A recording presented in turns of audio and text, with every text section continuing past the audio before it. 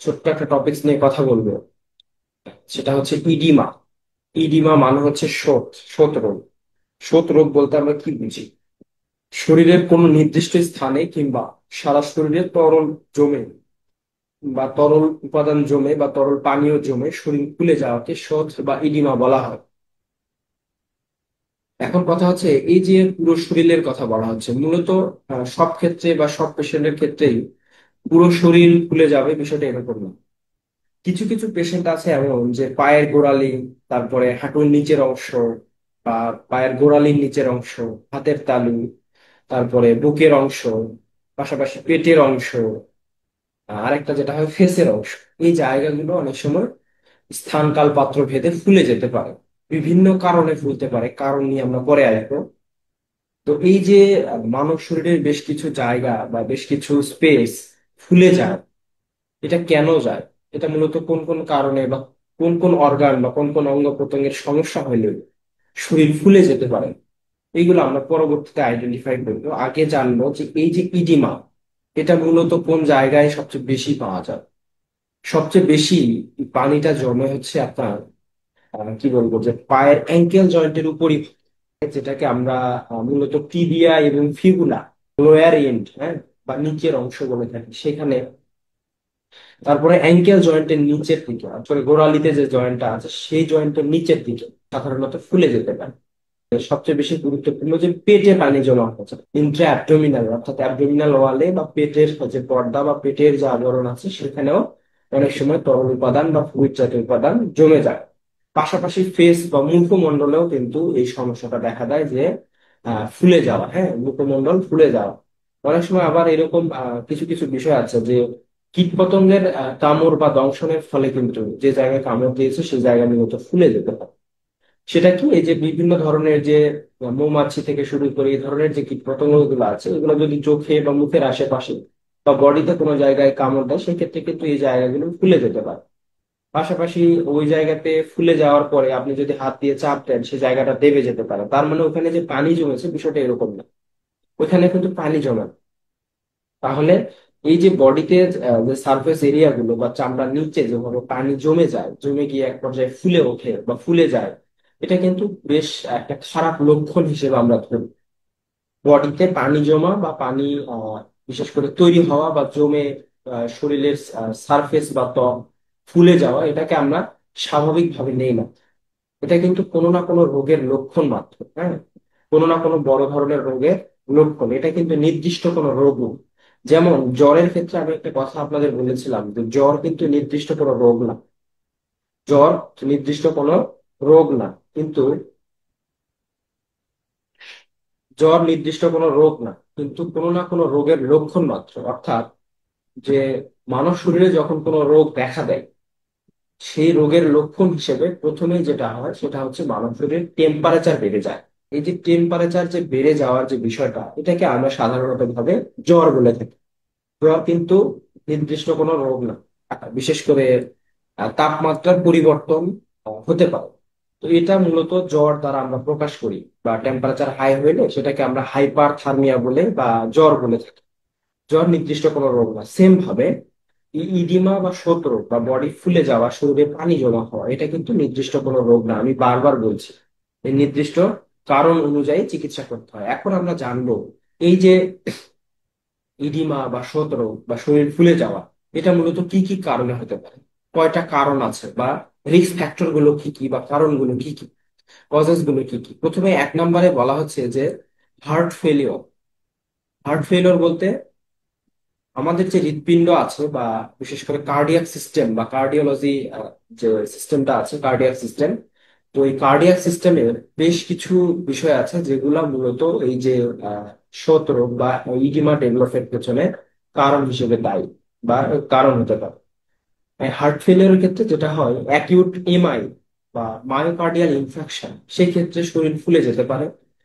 তারপরে heart rate কমে যদি যায়, হার্ট রেট যদি কমে যায় সেক্ষেত্রেও কি হতে পারে, অনেক সময় বডিতে পানি চলে আসতে পারে। পাশাপাশি পাশাপাশি আর কি, হার্টের যে স্বাভাবিক কার্যক্রম অর্থাৎ নর্মাল যে ফাংশন, এটা যদি কোনোভাবে অ্যাবনর্মাল হয়ে যায় মানে অস্বাভাবিক হয়ে যায়, কখনো বেড়ে যাওয়া কখনো কমে যাওয়া, অর্থাৎ তার যে রিদম, হ্যাঁ, তার রিদম অনুযায়ী যদি এটা কোনোভাবে কি হয়, অ্যাবনর্মাল হয়ে যায়, তার রিদমটা যদি অ্যাবনর্মাল হয়ে যায়, সেই ক্ষেত্রে বডিতে পানি জমা হতে পারে। আবার বডির মধ্যে যদি এক্সেসিভ এক্সেসিভ যদি ইন্ট্রাসেলুলার ফ্লুইড জমা হয়ে যায়, ইন্ট্রাসেলুলার ফ্লুইড জমা হয়ে যায়, বা প্যারেন্টেরাল বলতে শিরা পথে যদি অতিরিক্ত ফ্লুইড বা নিউট্রিশনাল সাপ্লিমেন্ট আমরা পেশেন্টকে দেই স্যালাইনের মাধ্যমে বা ইনজেকশনের মাধ্যমে, সেই ক্ষেত্রেও কিন্তু এটা হার্টের মাধ্যমে পুরো বডিতে ছড়িয়ে গিয়ে এটা কিন্তু ড্রাগ রিয়াকশন বা হাইপার সেন্সিটিভিটি রিয়াকশন হিসেবেও বডির সারফেস এরিয়া গুলো ফুলে যেতে পারে বা পেরিফেরি গুলো ফুলে যেতে পারে। 2 নম্বরে যে বিষয়টা, কিডনি ফেলিওর।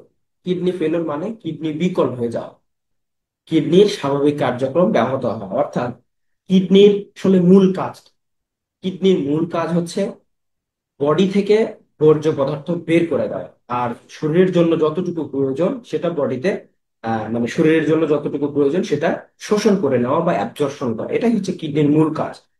কিডনির মধ্যে ক্ষুদ্রতম কিডনির ক্ষুদ্রতম একক বলা হয় নেফ্রন। এই নেফ্রন কিছু জালিকার মতো। এই জালিকাগুলো কি হয়, একসময় যদি নষ্ট হয়ে যায় সেক্ষেত্রে কিডনি বিকল হয়ে যাওয়া বলে। সৃষ্টিকর্তা এমন ভাবে আমাদের হার্ট, বিশেষ করে কি বলবো, যে বডিটাকে তৈরি করেছে, যেখানে মূলত একটা কিডনি, হ্যাঁ, মূলত যদি কোনো পেশেন্টের শরীরে একটা কিডনি থাকে সেও কিন্তু বেঁচে থাকতে পারে, আবার যদি 2টা কিডনি থাকে সেও বেঁচে থাকে। তো যদি কিডনি একটা থাকতো সেক্ষেত্রে কিন্তু মানুষ বেঁচে থাকতো, কিন্তু অনেক সময় দেখবেন যে একটা পেশেন্টের হয়তো বা এমন সিমটমস দেখা দিয়েছে যে একটা কিডনি 80% বিকল, আরেকটা কিডনির মাধ্যমে সে চলতেছে। সৃষ্টিকর্তা যেখানে যেটা প্রয়োজন, যতটুকু প্রয়োজন, যে কয়টা প্রয়োজন, ঠিক সেখানে সেভাবে দিয়েছে, একটা রিজার্ভ আকারে দিয়েছে এই কিডনি। তো এই কিডনিতে যদি কোনোভাবে বিশেষ করে পাইলোনেফ্রাইটিস, তারপরে নেফ্রাইটিস, তারপরে কিডনি স্টোন বা রেনাল স্টোন বলে থাকি, তারপরে ইউরেটেরিক স্টোন, পাশাপাশি হচ্ছে ইউরিনারি ব্লাডার, বা বিশেষ করে যেটা আমরা বলে থাকি যে মূত্রথলি জায়গাগুলোতে যদি কোনো ইনফ্লামেশন বা ইনফেকশন হয়, যার ফলশ্রুতিতে কি হয়, যদি প্রস্রাব বা মূত্র যদি বের হতে বডি থেকে বের হয়ে যেতে না পারে, সেই কারণে কি হতে পারে, বডি ফুলে যেতে পারে বা পেরিফেরি ফুলে যেতে পারে। শিরায় অথবা ধমনীতে বাধাগ্রস্ততা। শিরায় অথবা ধমনীতে বাধাগ্রস্ততা বলতে কি বিষয়টা, শিরায় অথবা ধমনীতে বলতে, শিরা বলতে আমাদের যে পথ দিয়ে আমরা ইন্ট্রাভেনাস ফ্লুইড গুলো বডিতে দেই বা প্রবেশ করা, অর্থাৎ ইনজেকশন যেটা আইভি, আইভি চ্যানেলে দেওয়া হয়, ইন্ট্রাভেনাস আইভি চ্যানেলে যেটা দেওয়া হয়। পাশাপাশি ধমনী কোনটা, যেটা দ্বারা বডিতে পুরো বডিতে রক্ত ছড়িয়ে যায়, আর্টারি। ধমনীর মেডিকেল টার্ম হচ্ছে আর্টারি। তো এই ভেইন এবং আর্টারি এই দুটাতে যদি কোনোভাবে বাধাগ্রস্ত হয়, সেক্ষেত্রে বডি ফুলে যেতে পারে। তারপরে বিভিন্ন ধরনের সংক্রমণের কারণেও বডির সার্ফেস এরিয়া ফুলে যেতে পারে। লিভার নষ্ট হয়ে যাওয়া, যেটাকে বলি লিভার সিরোসিস বা সিরোসিস অফ লিভার। লিভারে দীর্ঘদিন যাবত দীর্ঘদিন যাবত কি হওয়া, কৃমির সংক্রমণের কারণে হয়তো ক্ষত তৈরি হয়েছে লিভারে দীর্ঘদিন যাবত, এবং সেখান থেকে রক্তক্ষরণ হচ্ছে। পাশাপাশি তার ইন্ট্রাঅ্যাবডোমিনাল পেইন থেকে শুরু করে হেপাটোমেগালি হচ্ছে বা টেন্ডার হেপাটোমেগালি হচ্ছে। এই ধরনের যে ট্রাউন গুলো আছে এইগুলো দেখা দিচ্ছে, সেক্ষেত্রে আমরা লিভার নষ্ট হয়ে যাওয়া বলি। এই লিভার নষ্ট হয়ে গেলেও কিন্তু বডি ফুলে যায় বা শরীরের সার্ফেস এরিয়া গুলো ফুলতে শুরু করে। তো একটা জিনিস মনে রাখবেন যে লিভার, যদি কারো সুস্থ লিভার থাকে বা লিভার যদি সুস্থ থাকে, তার সবচেয়ে প্রথম যে প্রথম এবং প্রধান সিমটম, সেটা হচ্ছে লিভার নষ্ট হয়ে গেলে সাধারণত ভাবে খাবার হজম প্রক্রিয়ায় ব্যাঘাত ব্যাঘাত ঘটে, বমি বমি ভাব শুরু হওয়া বা বমি হওয়া, পাশাপাশি খাবার হজম প্রক্রিয়ায় সমস্যা তৈরি হয়, খাবার স্বাভাবিকভাবে হজম হতে চাইবে না। কারণ যতগুলো এনজাইম বা বাইল থেকে শুরু করে খাবার হজমের জন্য যেই উপাদানগুলো প্রয়োজন বা এনজাইম গুলো প্রয়োজন, তার বেশিরভাগই যায় লিভার থেকে। এই জন্য লিভার যদি কোনোভাবে নষ্ট হয়ে যায়, সেক্ষেত্রে বডি ফুলে যেতে পারে। অস্বাভাবিক পুষ্টিহীনতা, যেটা সিভিয়ার ম্যাল নিউট্রিশন। সিভিয়ার মানে অস্বাভাবিক বা গুরুতর পুষ্টিহীনতা বলতে ম্যাল নিউট্রিশন। যদি কোনো পেশেন্টের শরীরে দীর্ঘমেয়াদী বিশেষ করে পুষ্টিহীনতা বা পুষ্টির অভাব থাকে, দীর্ঘমেয়াদী পুষ্টির অভাব থাকে, এটা যে কোনো ধরনের পুষ্টিগুণ হতে পারে, যদি পুষ্টির অভাব থাকে সেই ক্ষেত্রে ওটা হতে পারে। তারপরে ব্যথার ওষুধ সেবন, অ্যাপ্রোকজেন বা কিটোরোলাক, ডাইক্লোফেনাক, এই জাতীয় যে ব্যথানাশক ঔষধ বা অ্যানালজেসিক বা পেইন কিলার জাতীয় যে ওষুধগুলো আছে, এই ওষুধগুলো সাধারণত আমরা দিয়ে থাকি। তো এই যে ব্যথানাশক ওষুধগুলো, এগুলো কিন্তু ইনস্ট্যান্টলি আমরা দিয়ে থাকি, কিন্তু হয়তো দুই একদিন খাচ্ছেন, কোনো সমস্যা নাও হতে পারে, কিন্তু এটা যদি দীর্ঘ মেয়াদী সেবন করা হয় বা পরবর্তীতে দেখা যাচ্ছে কিডনিতে ইফেক্ট হয়, হ্যাঁ, যেটাতে একটা সময় গিয়ে দেখা যাচ্ছে যে শরীর ফুলে যেতে পারে। আরেকটা কি, সেরোনেগেটিভ আর্থ্রাইটিস। সেরোনেগেটিভ আর্থ্রাইটিস বলতে এটা মূলত জয়েন্টে যদি পানি জমে যায়, জয়েন্টে যদি পানি জমে যায়, বা আর্থ্রাইটিস, রিহেমেটয়েড আর্থ্রাইটিস, অস্টিও আর্থ্রাইটিস, এই ধরনের যে বিষয়গুলো আছে এগুলোর ক্ষেত্রে এটা হয়।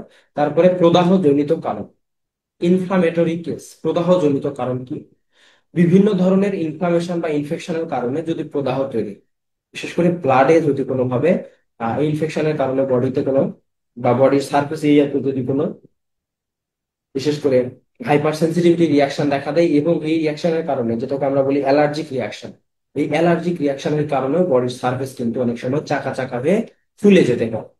অতি সংবেদনশীলতা, অলরেডি বলে ফেলেছি যে হাইপার সেন্সিটিভিটি বা অ্যালার্জিক রিয়াকশন। পাশাপাশি কি, লাস্ট আরো কিছু বিষয় আছে, যেমন আঘাত, ট্রমার কারণে বডি ফুলে যেতে পারে। গর্ভাবস্থায় বা প্রেগনেন্সি পিরিয়ডে যে কোনো সময়, ফার্স্ট ট্রাইমেস্টার হতে পারে, সেকেন্ড ট্রাইমেস্টার হতে পারে, থার্ড ট্রাইমেস্টার হতে পারে, প্রেগনেন্সির যে কোনো সময় বা প্রেগনেন্সির যে কোনো পিরিয়ডে কি হতে পারে, শরীর ফুলে যেতে পারে। বিশেষ করে পায়ের অংশ, হাতের অংশ, পেটের অংশ তো এমনি থেকে ফুলা থাকে, গর্ভে যখন সন্তান থাকে তখন তো পেট এমনি থেকে ফুলা থাকে, বোঝা যায়। কিন্তু গর্ভাবস্থায় আমরা জানি যে বিভিন্ন ধরনের হরমোনের সিক্রেশন বেড়ে যায়, কিছু কিছু হরমোনের সিক্রেশন কমে যায়। এই যে হঠাৎ করে বিশেষ করে মানে কি বলবো, যে হঠাৎ একটা সময়ে দেখা যাচ্ছে যে হরমোনাল ইনসাফিসিয়েন্সি, হঠাৎ করে বডিতে হরমোনাল ইমব্যালেন্স তৈরি হওয়ার কারণে কি হতে পারে, এই প্রেগনেন্সি পিরিয়ডে দেখা যাচ্ছে যে বডি সারফেস এরিয়া ফুলে যেতে পারে, বিশেষ করে পায়ের অংশ সবচেয়ে বেশি ফুলে যায়।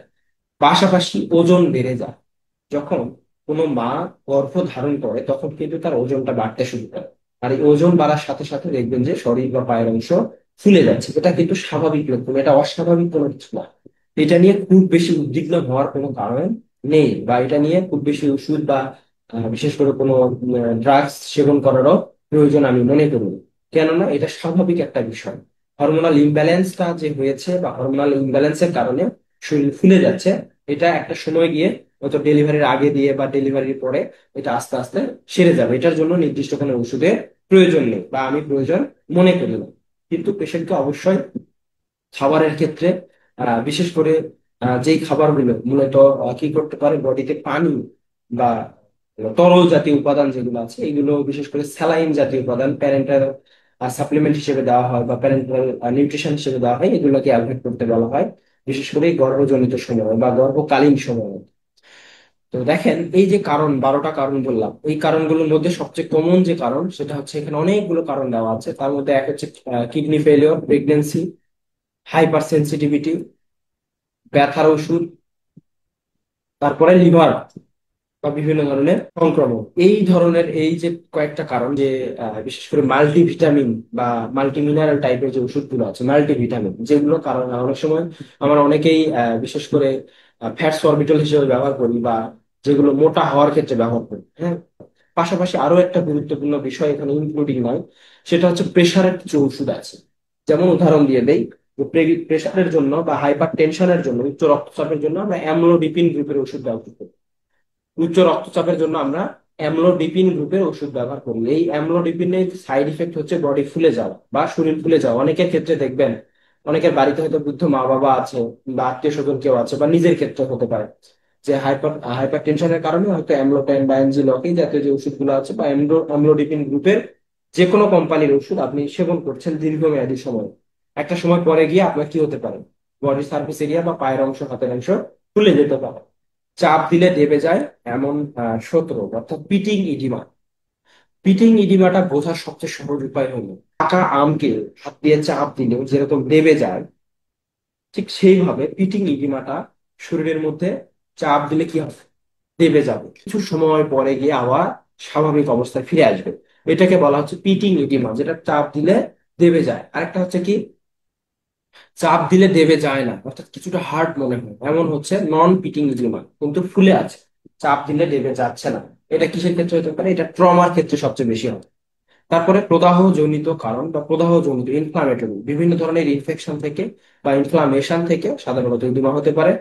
প্রদাহ ছাড়া সত্ত্বেও নন ইনফ্লামেটরি, প্রদাহ নেই, কিন্তু বেশ কিছু কারণ বা বিশেষ করে ড্রাগ ইনডিউসড বা অ্যালকোহল ইনডিউসড এই ধরনের যে কারণগুলো আছে সেগুলোর কারণে কি হতে পারে, এই ইডিমা বা পিটিং ইডিমা, নন পিটিং ইডিমা দেখা দিতে পারে। তো অনেক সময় টেনশনের কারণে চোখ দিয়ে ঝাপসা দেখেন, এটা থেকে দূরে রাখবে। পাশাপাশি বিভিন্ন ধরনের অ্যাংজাইটি, মানসিক দুশ্চিন্তা, অবসাদ, টেনশন, ফেয়ার গ্রিভ, অ্যাংজাইটি, এই ধরনের যে কেসগুলো আছে বা এই ধরনের যে সমস্যাগুলো আছে সেখান থেকে পেশেন্টকে দূরে রাখবে। পাশাপাশি তার একটা পেশেন্টের যে এই যে শরীর ফুলে যাচ্ছে, সে কিন্তু মানসিকভাবে দুর্বল হয়ে পড়বে। কেননা তাকে হয়তো বিভিন্ন মানুষ বিভিন্ন সময় বিভিন্ন ভাবে দেখা যাচ্ছে ভুল তথ্য উপস্থাপনের মাধ্যমে তার মানসিকতাকে ভেঙে ফেলবে, তার মানসিকতা নষ্ট করে ফেলবে। এটা কিন্তু হতে পারে। কোন ওষুধ কোন ক্ষেত্রে ব্যবহার করবেন, যাদের প্রশ্ন আছে এক এক করে প্রশ্ন করবেন, প্রশ্নের উত্তর দেওয়ার চেষ্টা করবেন।